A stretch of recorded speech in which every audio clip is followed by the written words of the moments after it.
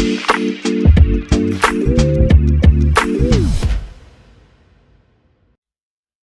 right, hello, and welcome back to the Chase Thomas Podcast, taping this early on a Thursday morning. First timer Jonathan Crompton is here. We got Jonathan Crompton, the calendar behind him with Arian Foster. We've got the Montreal Expos hat. We've got the Dunkin' Donuts coffee order. You ready to go, Cromp? Let's do this. I'm always going to have a coffee. Just ask Charlie. There you go. What is your go-to Dunkin' order?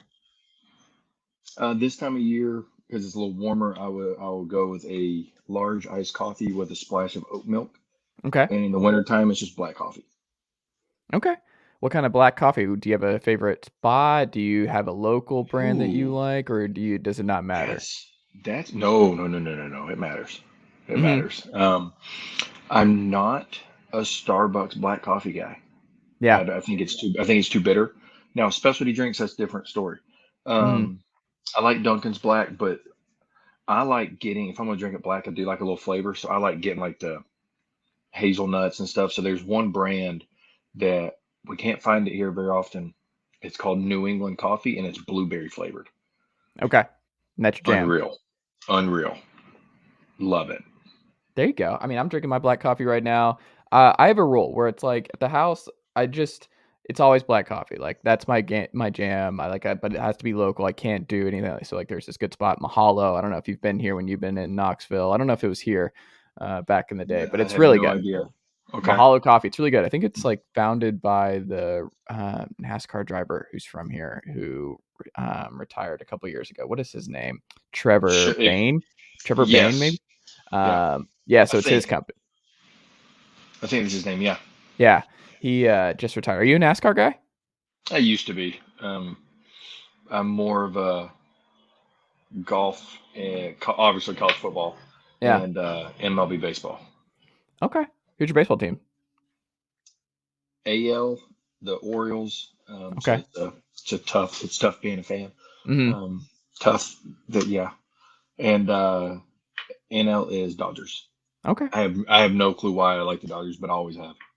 Interesting. What's the biggest only LA team that I root for? It's kind of weird. Do you root for any NFL teams? Are you a Panthers guy? No. Being from North Carolina? No. I don't watch NFL.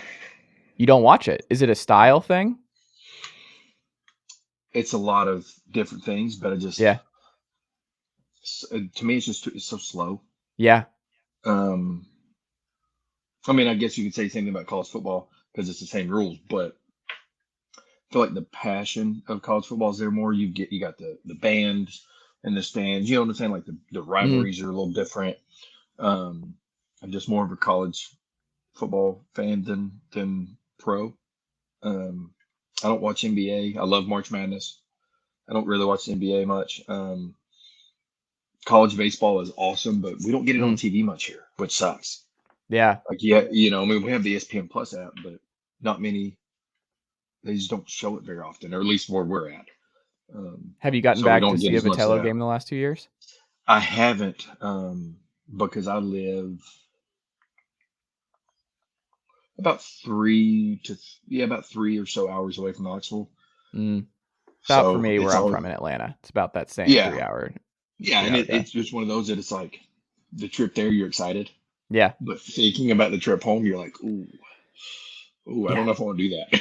I mean, it's 6 hours. Like it's one of those things where, it sounds good in theory, and you're like, man, that's a lot of time in the car for a very short amount of time, and So that's the reason why I have not been back. And we keep it's funny. We'll be like, we'll look up the schedule.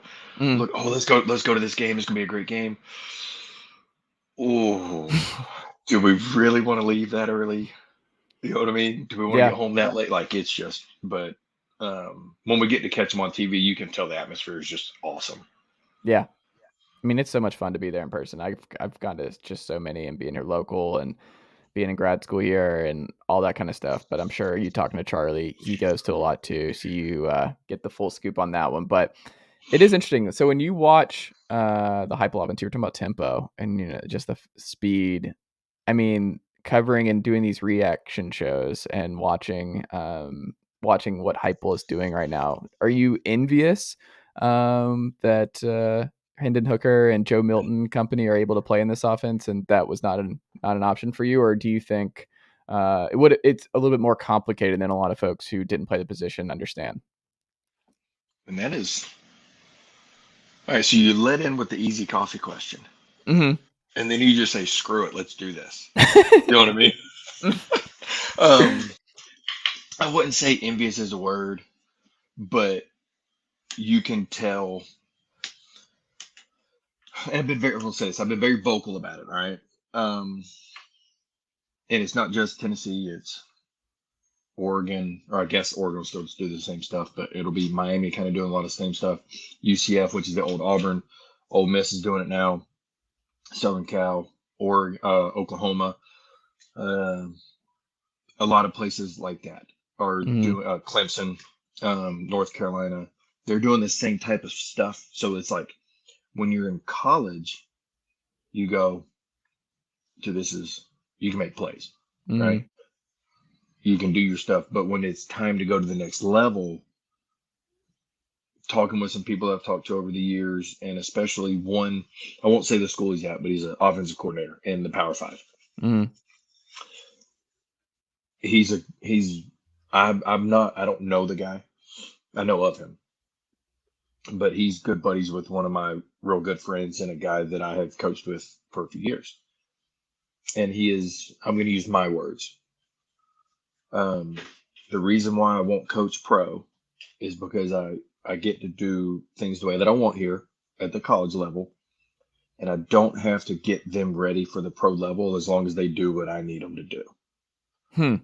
That's my issue from the player side. You know what I'm saying? But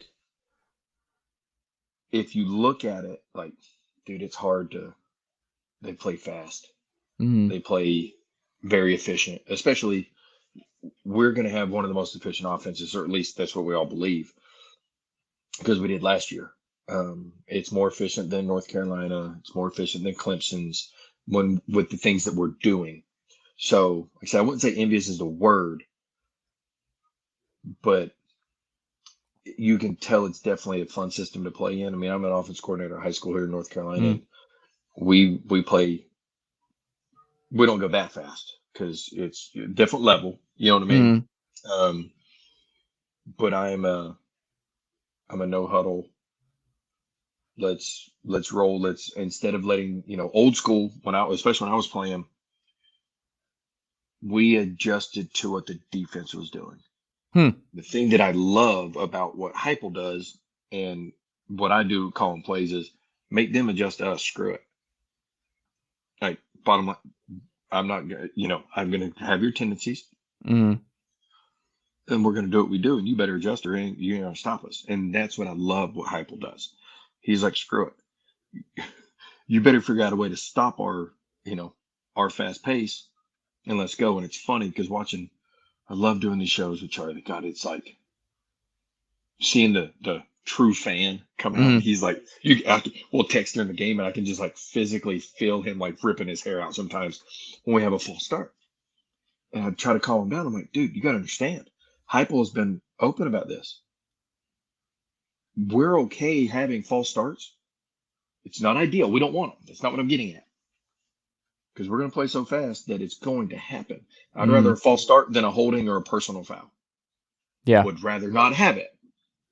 But that's the stuff that I think would have been really, I do think it would have been fun to play in and just go and, be coached by somebody that you can tell genuinely cares. You know what I'm saying? Like I follow Mm-hmm. him on Twitter and all this stuff, and I watch his stuff, and he seems that he genuinely cares about these kids. Not just getting them better, but like as a kid, keyword kid. Yeah. We all think we're grown ups when we're 18 years old because, oh, we can legally go vote and do this. You're not a grown up. Let's call it like it Mm-hmm. is. You just moved out of mom and dad's house. You're not a grown up. And that's the part that I do. That's where I think I am a little more envious of that side. You know what I'm saying? Not Yeah. necessarily the football side, but the off the field side. I think he does a phenomenal job with these guys. Interesting. Do you think Lane's evolved a lot since your time together? Hmm. tremendously actually. Mm. Um, his sense of humor, probably about the same. Probably about the same. Okay. So Uh, he was like that with you oh, guys back in bro. the day. Well, no, it was funny. He found the punter, right? Mm. Does nobody remember our kicker my senior year? Devin. He was my roommate. Okay. We found him the same way. That's funny. It was hilarious. Hmm. I won't say the whole story because Yeah. can't really say that. But it was unfreaking real. He comes in, Hmm. just lights out. And we're like, you really just let us like find a kicker, huh? Hmm. Okay, cool. And I saw the video the other day and I'm like, this son of a gun. Like I'm not even surprised. Like at Yeah. all. And I think he's more mature, obviously. He's grown Mm. up more. But his sense of humor is kind of the same. He's able to take things on the chin a little more. You know what I Hmm. mean? Just grown up, just like we all have. But offensively, dude, it's gonna be hard to argue with. I would, if I had to guess, I'm gonna say, including Alabama, I'm gonna Hmm. say us and Ole Miss are probably gonna be top two most efficient Hmm. in the SEC as far as Okay. efficiency. No, I'm not calling wins and losses, but just efficiency, because he has such a unique ability to figure out what you're doing so quick. Hmm. And then, but the thing is, it feels like Heupel's the same way. You know what I'm saying? What It's are just some Lane. differences though when you watch both? What is some differences between their schemes and how they're trying to attack you? Um, Lane. Lane's attacking is I'm going to set you up for the big play, but not Mm. just a go route big play. You know what I'm saying? Yeah. A 15-yard dig and go, a comeback and go, double moves type deal. Mm. Our setting up is we're going to throw it deep and we're going to catch 1 out of 4, but that Mm. one's going to be a huge play. Yeah. You know what I'm saying? Like he's Lane. Don't get me wrong, Lane's going to throw it deep, but it's going to be he's going to scheme you and set you up, and then when he hits you, you're just wide open. Ours is we're going to throw it. Now, don't get me wrong, our guys are still going to be open, but we're going to do it more often. That they're not going to be necessarily just butt naked like they are at Ole Miss sometimes. You know what I'm saying? Mm. Like the infamous throw the clipboard. Yep. Well, there was nobody within 20 yards of the guy Mm. because he set them up. That's kind of the difference, but you're still going to get the same efficiency because we're gonna throw. Or now I don't know how they're going to do this year because they got a new quarterback at Ole Miss, but we're going to throw more what I call smoke screens, like 1 yard stops and Mm. bubbles and stuff like that. That's going to help our efficiency for the times that we're not successful on the deep ball. Ole Miss is not necessarily going to do that as much. Mm. That's the biggest difference is we go short, short, short, short, deep all the time. He's dink and dunk running normal schemes, and the next thing you know, he just double or triple moved you and made you look stupid. Are these But they offenses both work. easier to coach? Uh, in what way? It's interesting because I talked to a lot of high school coaches. I'm going to a high school rivalry Thursday game tonight and covering that. And when you watch the tape and there's just certain things, like I was watching Colquitt Valdosta for a story I was writing a couple months ago, and you figure it out, like, and you being a high school offensive coordinator, like you can see it where they realize, oh, they're going to put so and so. They don't have the bodies to match up with this man one on one. It was a tight end for this in this instance, where it was like we can literally just call a go route, and they're going to have to, if we put our personnel where we need to put it, like they're going to have to put their linebacker on him. Like they just have to, and all our quarterback has to do is just put the ball in the money, 15 yards straight at the field. Yeah. And it was a touchdown. Like that actually happened, and it was one of those where he called, like you could see in the moment there's nothing you can do. There's nothing, and those are something where it's a kid. I just imagine where it's like you can't beat me. So much of high school now is mismatch because It is 100%. right, and that I don't think that's how it was when you and I were growing up. I don't think it was targeting that much at one guy. It it wasn't, and I've said this for a long time. As a coach, I've coached at the pro level, and I'm like I said, the offensive coordinator or the school I'm at, offensive coordinator wise, is Mm, one of the kids that I train because my main deal is training quarterbacks. And so, but I work there because he's the quarterback there, mm, or for one of the kids. And so when I say is like, if you don't evolve in the game of football, football is a never ending evolution. yeah. Look at the 60s and 70s. Then look at the 80s and early 90s where it's just beat your head against a wall, bloody nose, who cares? There's no roughing the passer if you don't get like actual just body slammed, Mm, right? If you don't evolve in the game, your system will eventually be outdated. The good thing is guys have evolved, but the reason why I asked you like in what way is mm, there are so many coaches, and I do have like, and this is part of the ex-player in me that I take issue with sometimes. mm. Just because you're a coach doesn't mean that you know football. Or if I go coach soccer, I promise you, dude, there's our net, kick it. I got nothing for you, right? It's Mm, not my deal. If I do have an issue seeing how underdeveloped a lot of high school quarterbacks are, mm, because they're just saying, because this, like I said, I take issue with this stuff is this dude's gonna be wide open, just throw it, just throw mm. it. Well, what in my mind is like, are you teaching him what we're doing, Yeah. right? So is it easier to coach? Yeah, but do you take that self pride to make it still hard on yourself to learn more, the next deal or blah blah blah, or, whatever it is, and then take that step of developing your guys on what you're doing and teaching them the nuances of defenses so they know that now you don't have to go, hey, you're throwing the ball here no matter what. Mm. And the school I'm at, I give him a lot of freedom because I'm like, it's on me to teach you what you're doing. So, So you're doing more than one read per option for oh him. yeah, but like I give him, there's a lot of freedom of the sense of he knows our formations of certain formations. I'm giving you freedom to call the backside route yourself because I want to Hmm. see how your brain works. But do it within reason, blah blah blah. Because now that's making him see the defense because we've talked about what we're looking for. It's not just, Mm. hey, just call a go route to call a go route, right?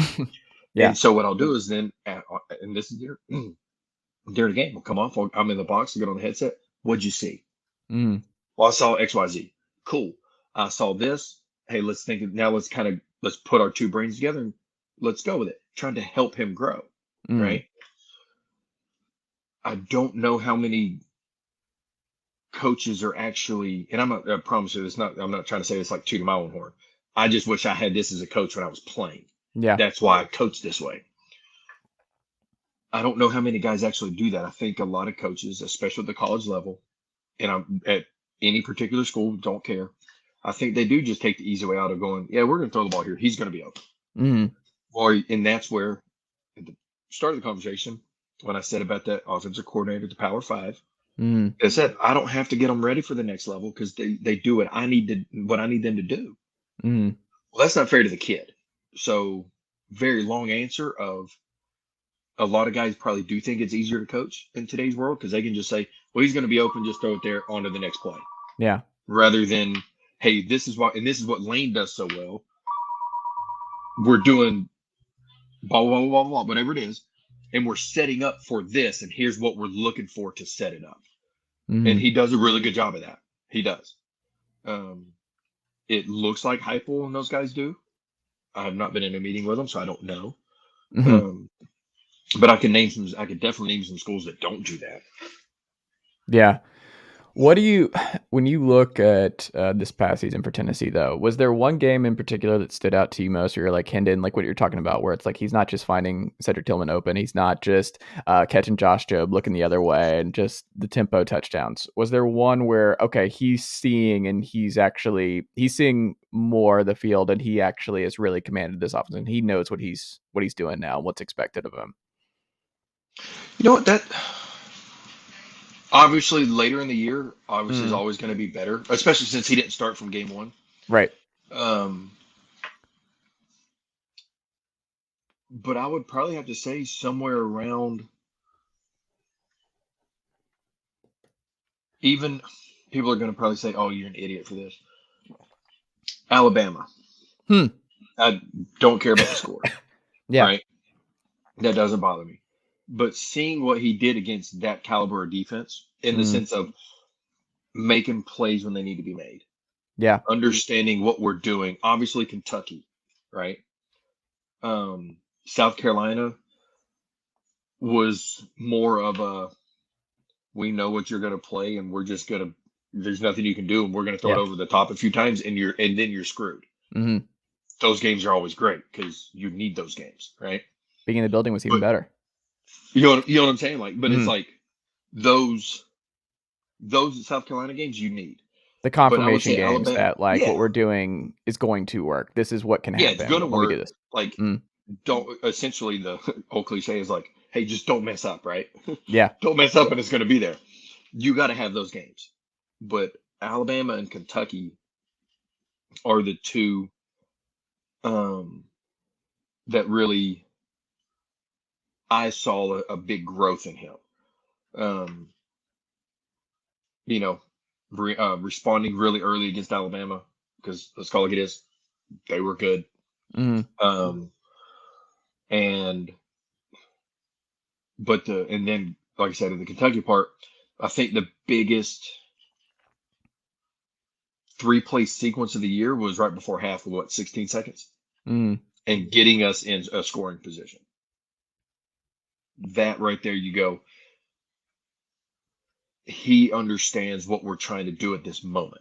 Mm. Not just because typically you just screw it, man, let it ride, go deep. Getting the ball outside, giving guys a chance to make the catch and get out of bounds, right? That type of Mm. stuff. That was huge, and I think hopefully that kind of carries over into this season. Um, I think it's good to have a couple warm up games Mm. before we really hit a stretch, because Colgate isn't playing the SEC. You're going to hit that stretch no matter what. Mm. Um, but those two specific games, but more so those 3 plays before half. Interesting. Do you remember? I mean, you played in the last real competitive Tennessee Alabama game in '09, like the real competitive, and obviously with the Terrence Cuddy blocks and all that. Do you remember though, still to this day, a lot of what was running through your mind in that last drive? I mean, yeah, yes and no, in the sense of, I'm going to say, like, when I say yes and no, I don't mean like, oh, you don't go brain dead, but it's like, that's what you're built for. That's what you play football for. Like, it's just, to me, Yeah.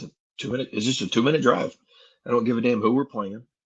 Mm. Doesn't matter.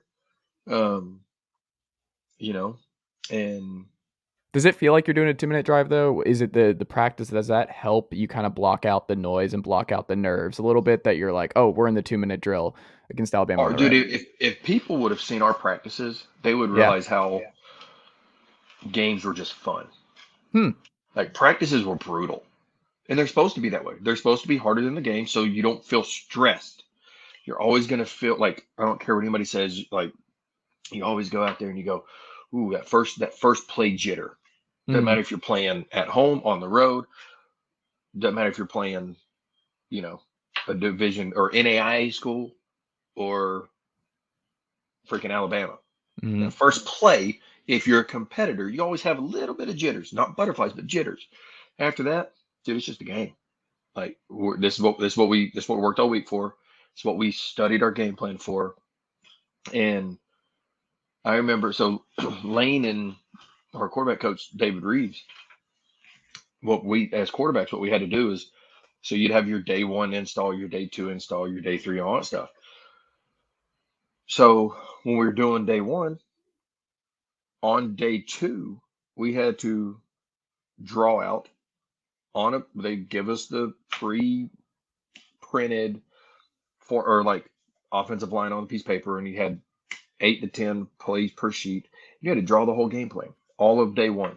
Then day three, you had to turn in all day two. Day four, you had to turn in all 3 days. Like, but Mm. you had to redraw day one. Then you had to go day one and day two. Then you had to draw day 1, day 2, day 3. So the mental grind up. But the thing is, dude, you get to the game, and that's where it's funny. Like he even said, like he called a few plays in the Georgia game, and I was like, that's not what. No, we're going this way.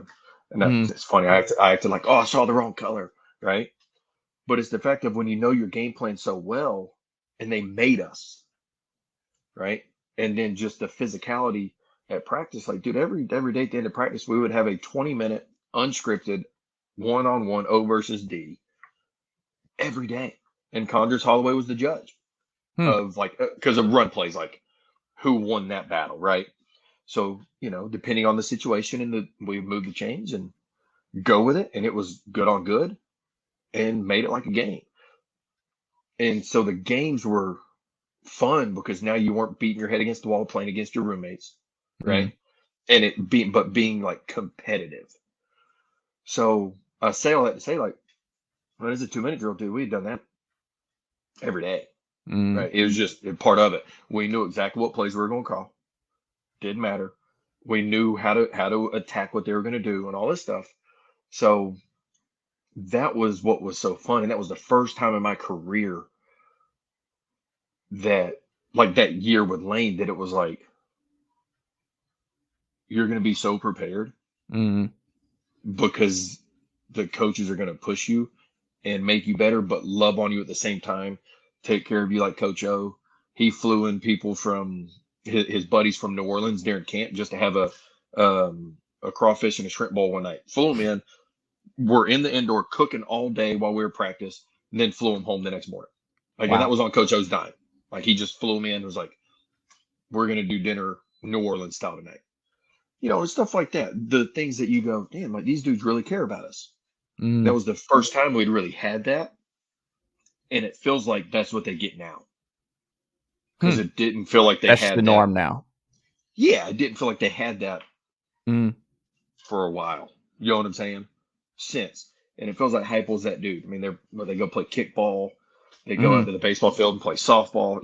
Little things that mean stuff to their college students.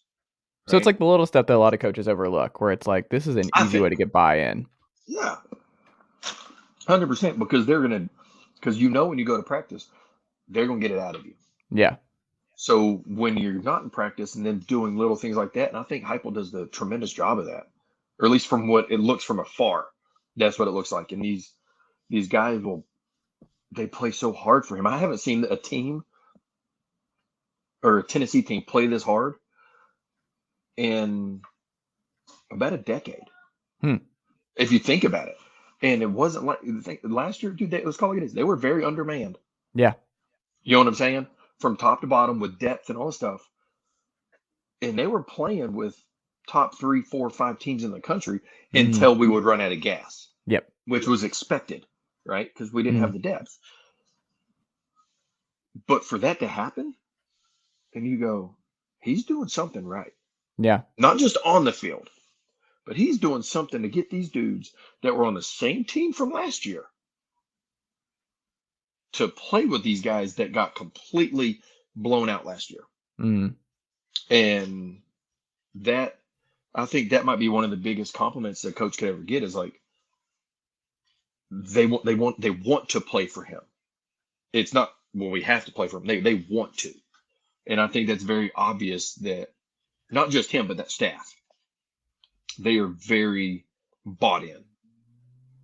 Have you watched any Nico high school tape yet? I have not, no.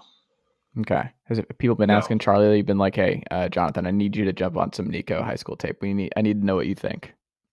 You want my honest opinion? He's in high school. Doesn't matter right now. Okay. How much does size matter? Because he's what? No, but I'm saying that goes for any player. Yeah. Like because you don't know who they're playing against. You know what I'm saying? I mean, you can tell he's got a good motion, because I've seen some videos of him. He's got a good motion.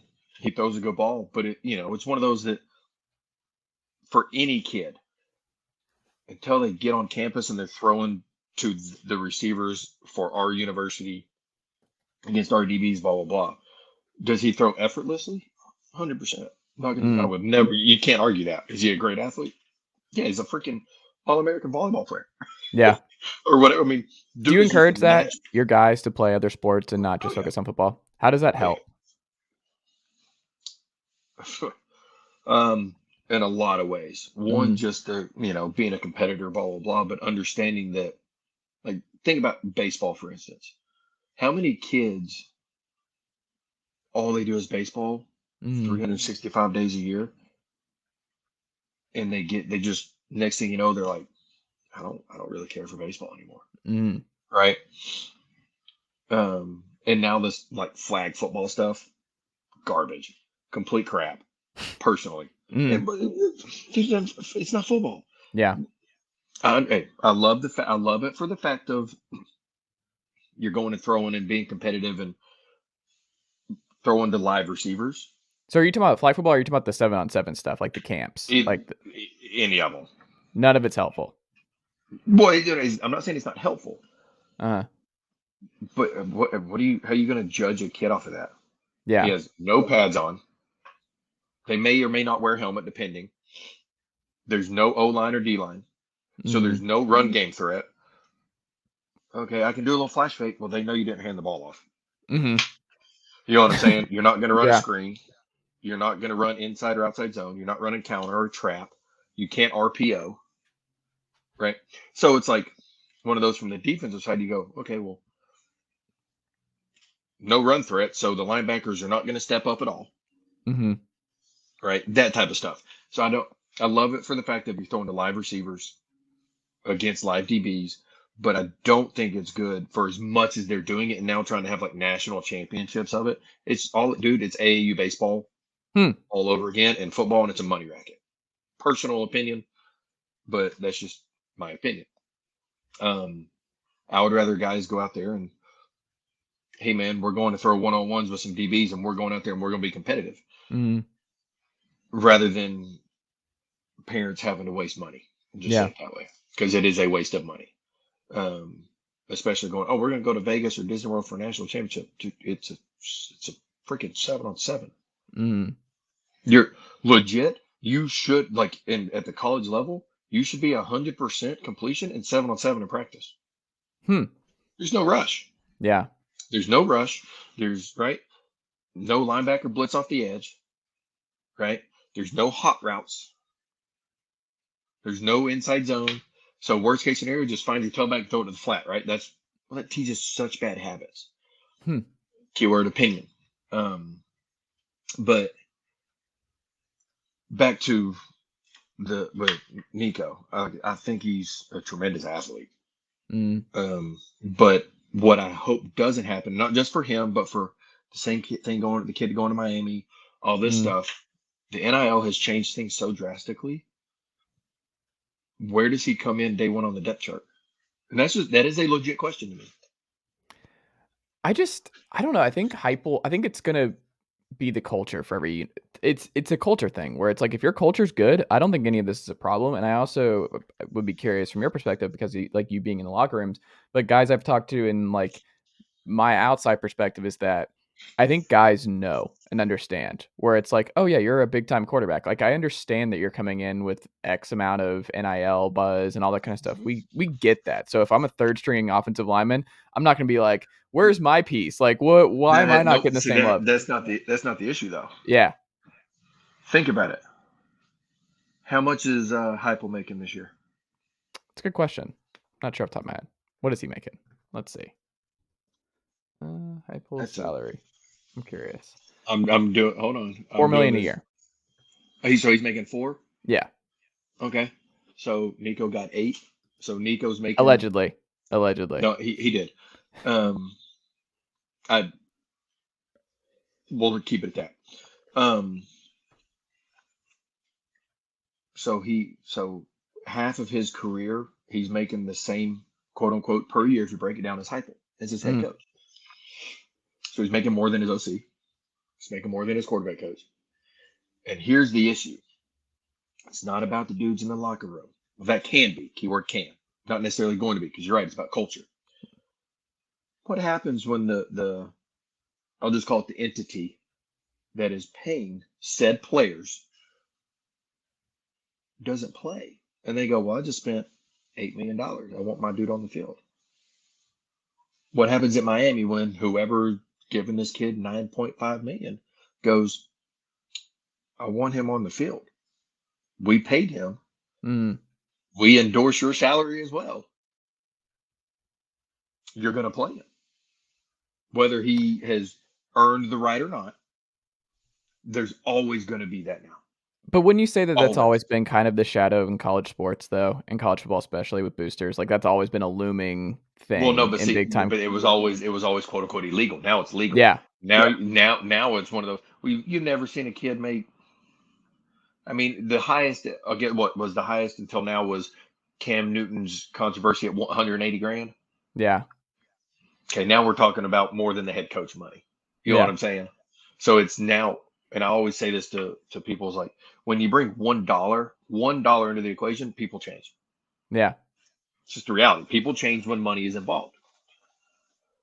And so I was doing a deal like this with Dave Hooker, a good buddy of Mm. mine. And said the same thing. I was like, dude, Nico is probably a phenomenal human being. I've never talked to him, never met him, but Mm. you can tell he's got a good upbringing. Yeah. He's a hell of a player. You can see it. But there's always from here on out with higher profile guys that people are going to go, well, did he earn that? Mm. Whether he did or didn't. And we'll never know because we're not in the room, including myself. But if the first second that they're not playing and whoever is in front of them has a bad game, guess who's on the phone the next day? Hey, head coach, Mm. we need to have a chit chat real quick. But don't you think it Right? comes down to winning though? It's like it doesn't matter if Taven Jackson's winning and Nico's not on the field. Like who cares? Then why as the booster or who we'll just call it, like I said, we'll call it the entity. Then why am I Yeah. paying? I want Well, a that's the return whole on my thing. investment. But if you're the I coach, want a you're return like, on my I didn't investment. ask you to do that. Like, It yeah, doesn't matter. And guess what? yeah, Guess who now has the power with all the money to yeah. go to the university and be like, hey, I don't like so and so. Mm-hmm. It is so political. College sports has always been political. Now Yeah. it's going to become more political. Which is what we all Because want. you're right. But from our side, Yeah. 100%. It's about if you're winning, you're winning. Mm-hmm. But the person paying that money wants a return on their investment. Let's just Yeah. call it like it is, right? They don't want to they're not just trying to piss money in the wind, right? They But this is didn't like the become other stuff that people don't millionaires. realize. It's like, yeah, it's They great. didn't Like, become they didn't become millionaires to give away millions of dollars just to yeah, give it away. They're not going to do that, right? Um, just like that video from Texas A&M when that coach was pointing up to the skyboxes and goes, "Oh, all those people are going to be paying you yeah, if you that was come here." wild. Well, those dudes didn't get a box for Mm-hmm. free, right? They didn't. They didn't just the university didn't go, "Oh, hey, John Smith, here is you a box seat on the 50-yard line with 16 seats. You Mm-hmm. just take that." Well, that Yeah. didn't happen, right? So they want a return on their investment. Once they start paying these players, Mm-hmm. just like the coldest, the wide receiver from Nebraska. That was phenomenal. Yeah. Have you seen that commercial? Oh yeah, it's It's incredible. it's it's slightly like hilarious to me. Mm-hmm. Hey, very creative, right? But guess what? That HVAC company wants a return on that investment. Why do you think they Mm-hmm. did it? They didn't do it just to say, "Hey, man, you got a cool name." No, they want a return on the investment that they gave him. Well, we're gonna see in like the next 5 years, right? Where a lot of these companies who are throwing a lot of money, like we're throwing 2 mil for this player, like Oh, where the it won't even Mercedes it of. won't be 5 years. You think it'll be sooner? Um, That no, I've been saying this, and I text my dad and his buddies in our group text, and nobody will respond to me now. Did you see the report yesterday from the NCAA and the college football playoff no. about they're mulling over college football leaving the NCAA? Yeah. Dude, I've been saying it for 5 years that the Power Five is gone and they will be minor league to the NFL because they Mm-hmm. have too much. They make too much money, and then they won't have to answer to the NCAA, and these kids will become professional athletes. Because guess what? The second NIL was signed, the definition of amateurism went out the window, right? Yeah. The second you receive one penny, you're not an amateur by Mm-hmm. definition. Now it's legal, so now you're legally not an amateur. Um, so the reason I say I won't take that the NCAA football, it's done. It is Mm-hmm. done. They will be the Power Five at minimum will be branched off on their own with their own NCAA. College football Is playoff, my basically. Well, that's literally what it'll be. Yeah. And then now you can have. I mean, if you want to know my true opinion, I think it'll be the Big Ten and the SEC, but there'll be 32 team conferences, and then then you got 1 through 64. Now you can have a quote unquote March Madness football, but not 64 teams, obviously. But Yeah. But there's your top 64 teams, and they've already started cherry picking. Oklahoma, Texas, USC, UCLA. Yeah. Then you'll start seeing geographically teams leave. Clemson, Florida State, Miami, hint. Yeah. Notre Dame did Big Ten when they just saw. Did you see that Big Ten deal today? Like what they actually signed? Well, yeah, but think about it. So where's the SEC gonna go now? Our deal with CBS is done after 23. Well, they're all locked in ESPN. Yeah. But Big Ten starts CBS in 24. Yeah. So is the SEC only going to get ESPN now? Because they got what, CBS, Well, they got ESPN, NBC. ABC. Yeah. Like I think that's it, right? There's and maybe I don't think they have Fox, so it will just be. Oh no, and definitely don't have NBC. The Big Ten got, that's what it was. The Big Ten got Fox, CBS, NBC, and then you get Peacock, because that's, I guess, part of. That's the other thing. Is SEC will probably get on streaming. That's the other one. They'll find some streaming. They're gonna have to. And that's why, like I always say, follow the money. That's why I think it's. The NCAA is done as we know it growing up. Like, did you feel that though when you were at UT? Did you feel like this was nearing the end and that there was going to come a tipping point? Not when I was in college, no. But once the Northwestern, I'm going to sue for NCAA football rights. At that point, yeah. At that point, yeah. Because that's where all this started. That's why NCAA football kind of got axed, because they sued because they wanted to be paid for being on the game. Yeah. And rightfully so. You look at it and you're like, this was all crazy. Yeah. Like you look at it and you're like, we can use your rights, we can do it. And then you look at the stadium, you look at the TV revenue, the money was just too much. Like it got too popular. The sport just got too popular, and this was always going to happen. And think about Arian Foster said it, and I'm not saying this because he's over here. Where I can't. He's backwards. There we go. There we go. Oh, it is on that side. But and he was right. I cannot remember the game, but when he went to Fulmer after the game, he's like, bro, like, I need you give me $10 or I'm going to rob Taco Bell. Like, yeah. Right. You know what I'm saying? And it is what it is. Yeah. And the reason why is like, dude, they make so much money and the players don't see crap. Right. And I'm not saying that there should be a revenue split of the home games with the players. That's not what I'm getting at. But it's like, you just made how much money? And now that schools are allowed to sell alcohol, like on campus schools, dude, that's just freaking doubling the money now. Yeah. You know what I mean? And so think about the SEC schools like Texas A&M, which is slightly, until Jimbo got there, I never would have thought A&M would have been like the number one revenue school in the country. Never would have thought it. But they were. But just SEC, and then now adding Texas into that mix in a few years. But how much money we make on home games, not jersey sales out the year, just the 7 days a year. 7 days a year. And I'm going to venture to say in Knoxville, and I could be way off on this, random guess, I'm going to say with parking and, food and beverage, ticket sales, I'd say gross somewhere around 56 million on just 7 days. I'm going to say it's around 8 million a home game. It's a random guess. At like $50 a ticket. I'm not even counting box seats either. Yeah. Like those are what, $250,000 to get. Concessions and everything. Yeah. You just go up and down the parking, all that. Yeah. Parking, and then game day apparel there at the stadium and all that stuff. Then you got ticket sales. What's the cheapest ticket? Like $50?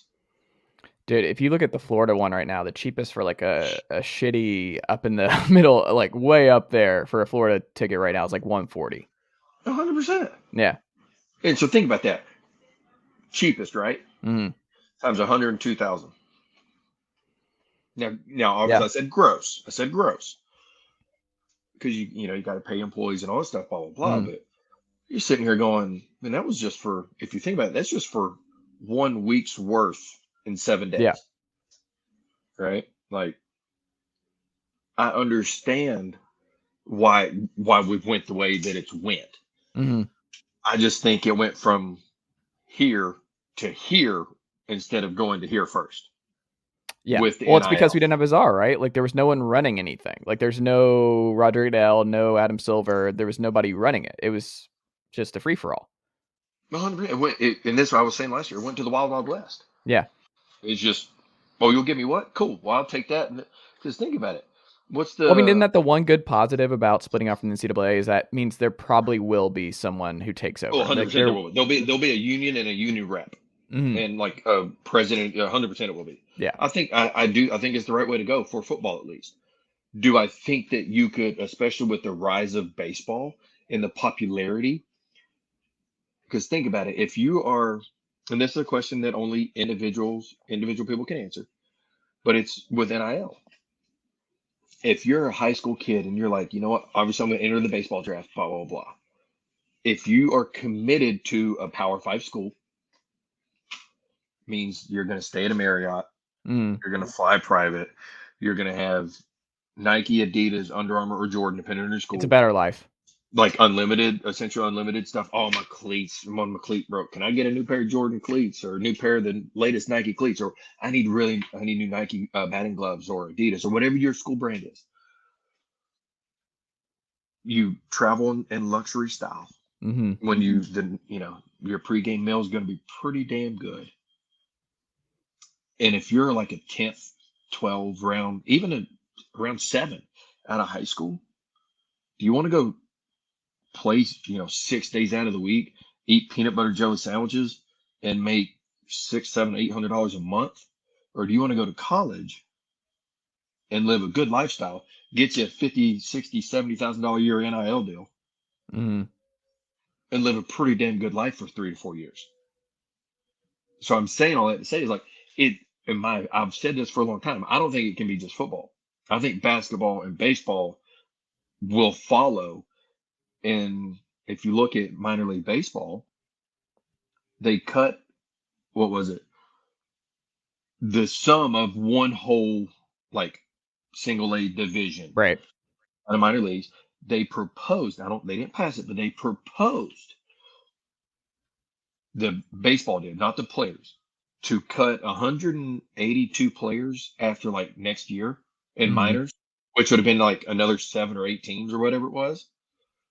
Um, which would do away with essentially rookie ball if you go that route. That it's like college baseball is a lot more popular than minor league baseball. Hmm. Not even close. Especially with the rise of how we're doing at Tennessee. SEC is always good. ACC is always good. Pac-12 is actually pretty good. And then you have what was it? The Dallas Baptist a few years ago. Hmm. Coastal Carolina winning the whole damn thing at Yeah. one point. So I think that we would see the same thing in baseball, of these conferences cherry picking teams and going, oh, by the way, we're now affiliated with the Colorado Rockies or Hmm. Atlanta Braves, and we're such and such team. And I think you would see the same thing with baseball and basketball because, don't get me wrong, the G League's cool. People like NCAA basketball better than the G League. Let's call it like it is. Well, that's the thing when And, people were forgetting and about the G League and the G League Ignite and like players being able to just join and make a pretty good amount. It's like it's a rough life, man. Like it's not. You're playing with yeah, grown men, like old dudes who've just not worked out in the pros. You're not and, around and they're kids. Like trying you're they're not trying putting not it to on give kids. it up yet. Yeah, it's not a great. Like so when people were worried about it, I'm like I'm not as worried. Have you seen some of these college facilities? Like yeah, I'm gonna go play with Cal for a year. Like I'm gonna go to Kentucky and play in that and just deal with it. Like no, that's a better life. Like Yeah, I was you're never a gonna big. travel. You're gonna charter. Yep. You're gonna stay in Marriott's. You're gonna have filet and grilled chicken and baked potato and ice cream bar and whatever you want Mm, the night before.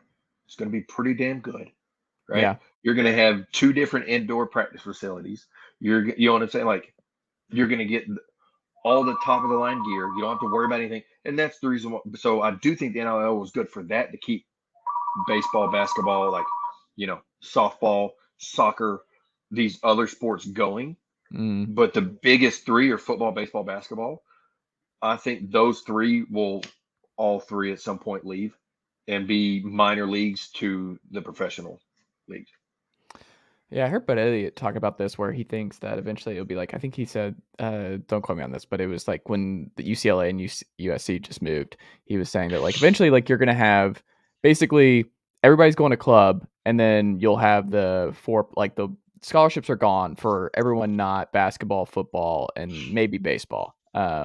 And I don't know what that means for Title IX and stuff like that, but ultimately go into club status for everything else and then unionize the big ones and where all the money is going and all that kind of thing. It's like eventually that's where you go, where there's the clubs and then you have the two big revenue ones that are just like, I mean, that seems like where we're going. That makes sense.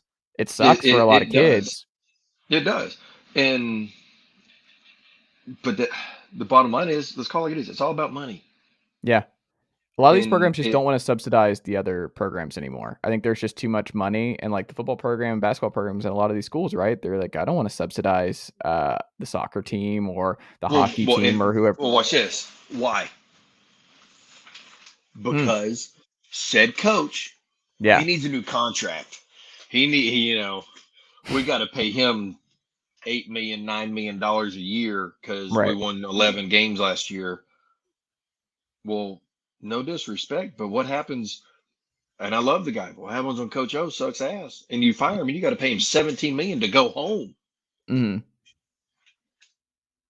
I'll go to the house for 17 million. I'd be really good at golf at that point. I mm, promise you. You know what I'm saying? Like yeah. that, but that's the issue is it's all about money. Mm, And you fire him, now you got to get the next big thing. So you got to break the bank. So we don't want to help this. We can't help these other programs because we got to use it ourselves to get the next big name. mm, We got to give Lincoln Riley what $100 and something million contract. Well, no offense, but like, is Lincoln the one doing it on the field? Just asking. Do I think he's a good coach? Yeah. Do I think he is the quarterback whisperer? No. But do I think he's done a good job of what he's done? 100%. Would never argue that. You can't argue that. Do I think he's worth over $100 million? Not a chance in hell. Right? yeah. That's just the reality of the situation. And then him being able, and this is the part I do have an issue with, him being able to go get a $17 million house overlooking the water, blah, blah, blah. But then you got some kid that's like struggling to even get a freaking sandwich. Yeah. But well, we got to get the new coach, right? Mm, So we got to give him this money. Um, so it's all about money, and the NCAA I don't think knows how to handle it now. mm. It, They're not I equipped mean, for because it. no, not even close. Um, because the NCAA, the people sitting there are made up of people that never played sports Mm, and are just making stuff up and not realizing what goes into your individual sport to make it happen. You know what I'm saying? Like it doesn't mm, matter the sport. There's so many things behind the scenes that go into making them happen, men's and women's, that I don't think the NCAA really gives a damn about because is uh Jesse Malona. I don't remember if you know that name. He was a D tackle. Dude was just a monster. He got suspended for a game because he got a free cheeseburger at Wendy's. hmm, Are you kidding me right now? So the cheeseburger made him play better, right? mm, Dude asks for his autograph, gives him an autograph, hands him a cheeseburger, and he gets suspended. Are you kidding me? That's the NCAA. mm. They have no idea what they're doing, like at all. And so there's good and bad with NIL. I just think they went a little too far right off Mm. the bat. But in doing that, they've essentially imploded themselves. They really have. We'll end on this, Jonathan. Based on your time in Knoxville, where you ate at, where you gave your business to, who do you think would have made the most sense for you for an NIL deal? Who would have felt the most authentic for Jonathan Crompton, the folks that knew him then? Honestly, I don't know. I didn't really have like a spot. Okay. You know what I'm saying? Like, I mean, we You um weren't a big Savelli's guy.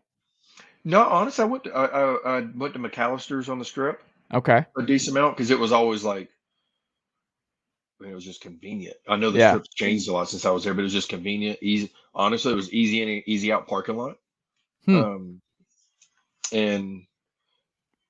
yeah, that was probably the place I ate the most, but it wasn't like I had, I didn't have to go Yeah. there. It was just convenient factor.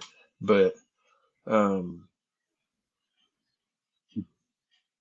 yeah, I mean, I'd have to say that'd probably been it, but it wasn't like a. You could do Dunkin' now, I think. I You just could do do a Dunkin' coffee. Knoxville. I just do just coffee in general now. Yeah, I think you could do it. I think you could do it. No, I did have some teammates that Yeah. Gus's would have been like their deal, 100%. I had some guys that. What do you think We'll say it Arians this would have way. been? I don't know. Hmm. Had a few O linemen that would have been McDonald's. Okay. Like it was, but you're a college student. But it's so different now than what it was because like now from what it looks like, guys don't want to eat outside of the mess hall. Like ours was good, but ours was okay. Mm-hmm. But it's not what it is now. And you can get anything you want now, which is awesome for the athletes because health and nutrition is such a big role in staying healthy and being able to perform. You played with And Chad Johnson. He was living off McDonald's for years. That man was only eating like, McDonald's. And what are you talking about? He still is. yeah. That's his deal. Oh man, it was funny. True story. Before we go, we're playing at BC. Mm-hmm. He's sitting in front of the bus, getting off the bus, and I was like, "This son of a!" I thought he was BSing. He's sitting there eating a freaking. I think it was like a Big Mac and a large fry, and I'm like, "Hey, bro, we got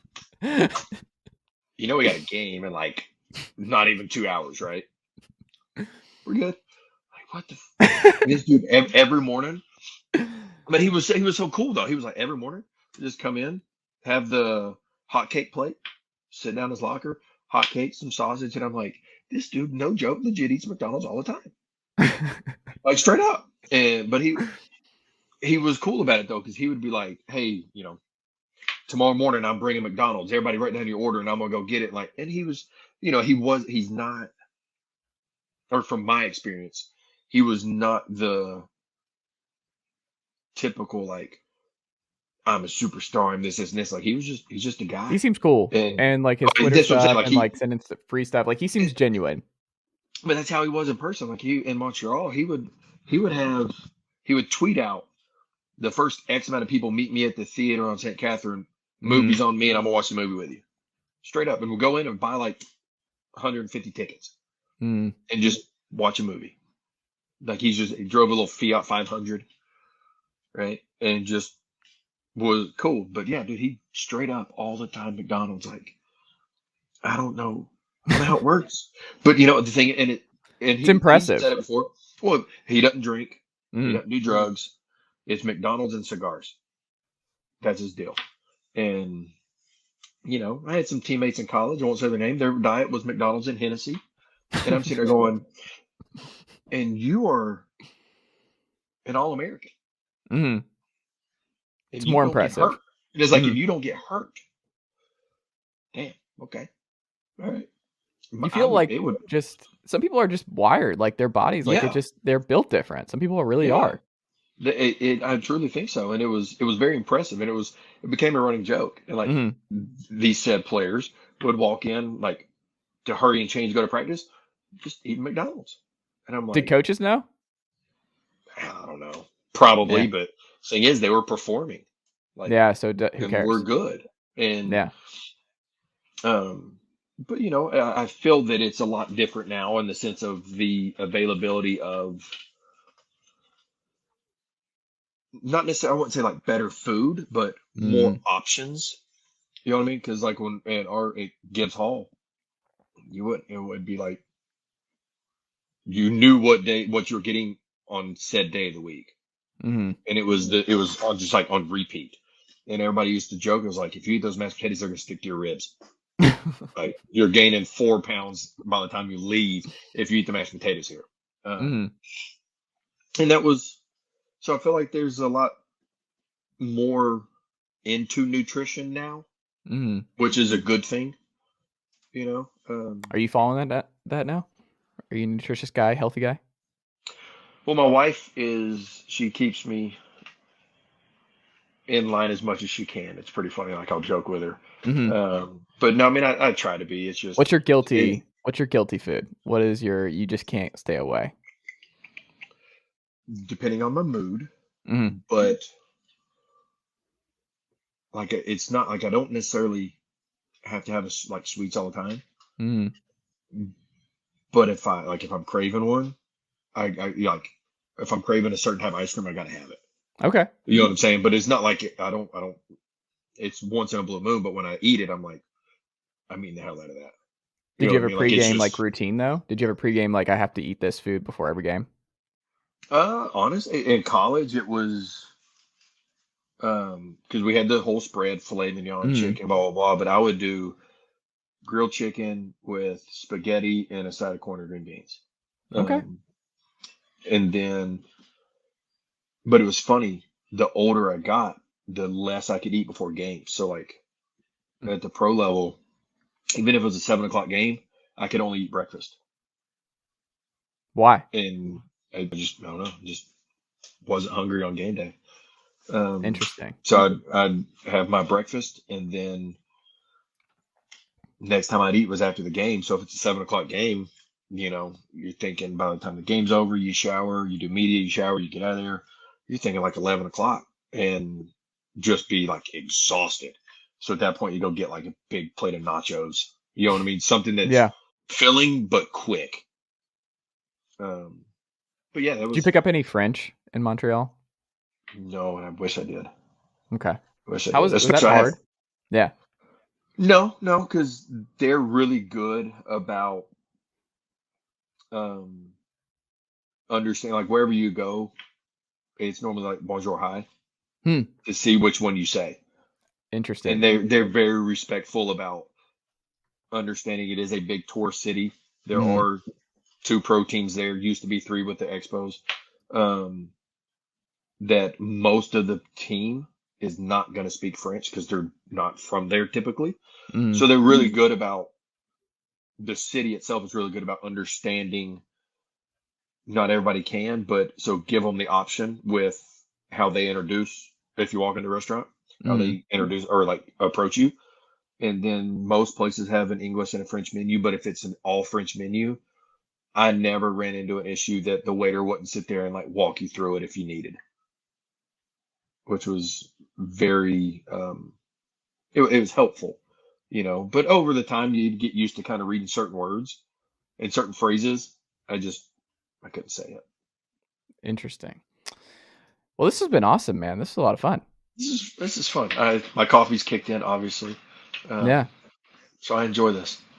Yeah, absolutely. Well, I appreciate you making the time. Are we getting the long hair back? Are we getting the Montreal Cromp hair this fall when it gets colder or no? No, dude, it's so um, the awkward phase is so awkward that it deters me from doing it. Okay. Like it's when it's like right here and you can't do anything, and I wear a hat all Mm. the time, so it's like then you look like that guy wearing a hat Mm. with your hair right here, and the hair can't go anywhere. Yeah. Um, so yeah, I just because to get it to where I had it, it took 2 years Oof. straight.